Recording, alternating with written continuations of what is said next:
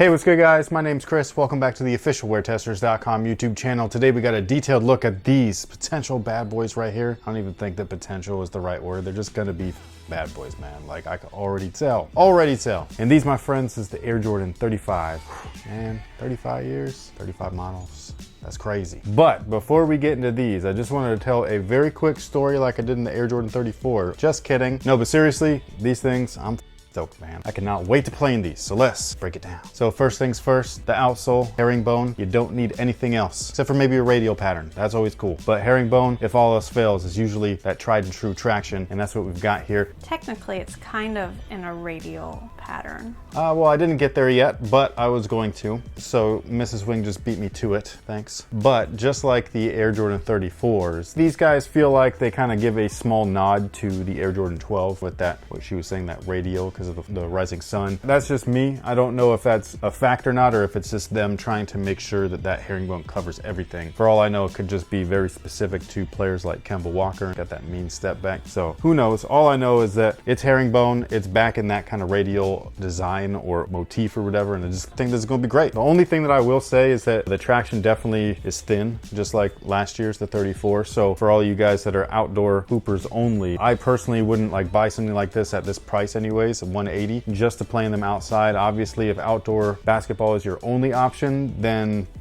you know, that's entirely up to you. Now, the cushion on these guys has been beefed up, which is interesting because the Air Jordan 34, as soon as I tried them on, man, I was like, yo, this is the zoomiest zoom of all zooms that I've ever felt. The Nike Zoom Rise was kind of like, I wouldn't say like in line with it, but it was pretty close. And these guys, I want to say, are even zoomier, but unfortunately they're not. And I don't think that that's going to be the case long term. I think that's just as of right now. But for whatever reason, when I tried these on, even though there's more zoom air in the shoe, it doesn't feel quite as poppy or bouncy underfoot. So I think that's quite interesting. Definitely not what I was expecting. So I don't know if that's just, you know, different implementation because it's very similar. All I know is that that's just how I felt. So that was my first initial thought was, oh, you know, like I was a little bit bummed. However, I do know that it is the same exact unlock setup in the 4-foot as the 34. So with a little bit of braking time, I'm confident that it's going to feel just as zoomy. And even if it doesn't, I mean, there's still a ton of zoom in there. So while I'll be bummed about the lack of feel, you'll still get all of that impact protection because it's right there. It's taking all the brunt of the load while you're moving. Now, speaking of impact protection, that 4-foot zoom unit, I don't remember the actual thickness of it. All I know is that it's a very large volume zoom. However, in the heel, even larger. And the 34s had a hex unit that was quite a decent size, and I liked it because I could feel it a little bit, and that's all I really need. I'm not on my heel usually. However, these guys, for anybody that does need that, man, these guys got you. You can also see through what they're calling the Eclipse plate 2.0. You could see it on the other one, but they really made sure that you could see it on these guys, and I just think that that's insane. I love that you can see the zoom on these like this. I do wish that there was a little window, at least in the back one. I feel like that would have been just like a perfect extra touch. Speaking of these, the Air Jordan 35 clearly shares some design language. Not anything like too crazy, but the most significant piece is the tongue right here. What I love about this though is hella thin. It's so thin, it feels so good, man. I was like, man, that's dope. And you can really get into this one easy. There's a 3/4 sleeve in there that's got very similar material, if not the same stuff that's on the 34s and the 34 SE. However, this guy right here, man, it just stretches right open. You can stick your foot in there. Super easy, just simple. I like it. You also got that internal lacing system that's been quite popular on the channel lately. We've been talking about those with, what did we just review? The 16s. The Jordan 16 lows, the Jordan 14s, 13s as well, the green ones. So these guys have that same internal lacing, and again, what that does, that makes the upper wrap around and cinch up tighter around the foot than external typical lacing. Now, in addition to the tongue, a couple of extra Air Jordan 5 nods. This one's not super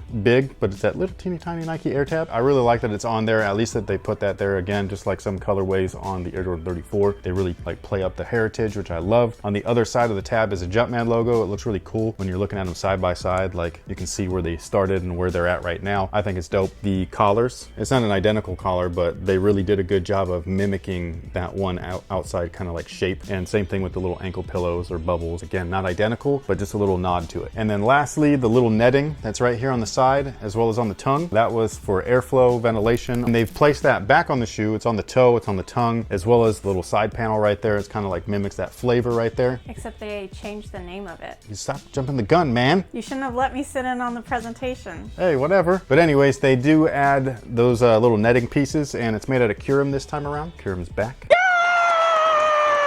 Now, as far as the upper is concerned, that's where, not where they really grabbed my attention, because clearly the zoom and the traction, those are like two of the main draws for me at least. But during the presentation that you just pointed towards, one of the things that they said that they really wanted to do is they were listening to feedback on the 34, and while lightweight materials, that new gen stuff, it's great for performance, but when you have that signature name, especially your flagship model, especially when they're 180 bucks, and the whole shoe's mesh, that's not a good thing. You need a little bit of premium touch somewhere, and that's where they've brought back raw materials, which I think is awesome. That is where I was like, sold. The overlay panel right here in the heel and toe, those are actual materials. Well, they're leathers and suede. It depends on the colorway. Here we have a suede, which is awesome, and they're on the other side as well, so it just kind of mimics that on there. That's the only raw materials on there. Everything else is modern textile, and yes, it's not a ton of raw materials, but better than nothing, you know what I mean? Like, I just really like it. I do wonder how it's gonna flex. It's kind of like a weird spot. I think with all that textile underneath, it should be fine. Speaking of the textile, this little radial section right there that points back again to the ventilation on the side panel of the 5, it's actually made of two different things. The first thing is the same exact material that the 34 lows are made out of, that one netting. Oh, and certain colorways of the mids, like the yellow ones, the all white ones with the iridescent stuff. It's that same material, which I think is interesting because like this little felt piece right there, same material as the 34s, the internal tongue and all that stuff, same material as the 34s. It feels like a lot of leftovers were used. I think that's kind of weird, but you know, it is what it is. The main panels that are there, the main piping are called, or they call them,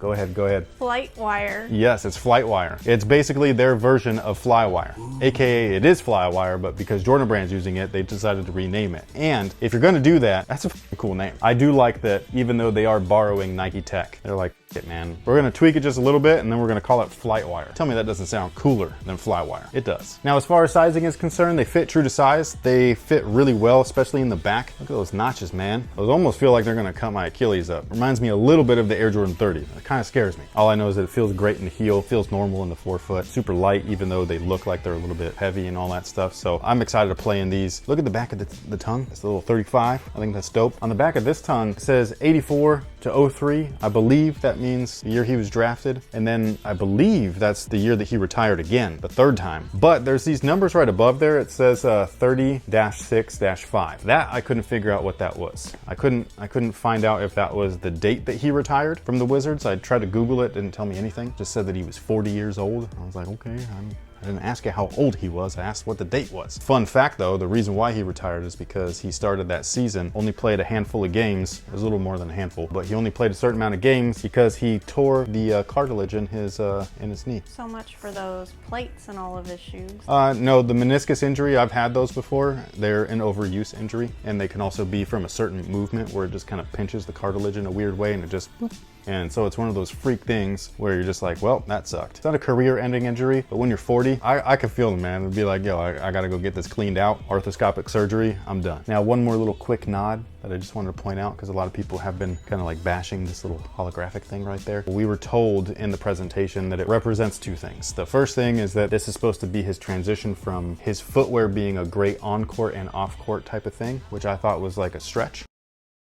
So I was like, how the hell is anybody supposed to know that? It's just a little strip. But somebody was just like, yeah, that's a little nod to the Air Jordan 13, the cat's eye, which I thought that was cool. I was gonna say, just because we just did the video, it's like the little button that took your mids down to a low top on the 16. It is just like that, and I think that that's really cool. This one, I will say, doesn't have as much nods on it that the 34 did. I looked at the 34 and I was like, oh, I can see where that looks like this and this is that. This one very much holds its own. It's just clearly like certain elements come from the Jordan 5 and you can't deny that. But everything else though, it's like very minor. Oh, one other thing. This colorway, for anybody wondering, the reason why it looks as weird as it does is because this was the colorway that they made on the tech pack, which I thought was very interesting. I see this all the time, and a lot of people that are into like design and stuff like that know about this too, is that when you have all of these layers and these materials and these tech pieces on a shoe, you color coordinate them. So you highlight one blue and you have your little key over here and you're like, yeah, this is gonna be, you know, whatever textile or Zoom Air or whatever it is. And so all of these different aspects of the shoe are all these different colors because they were trying to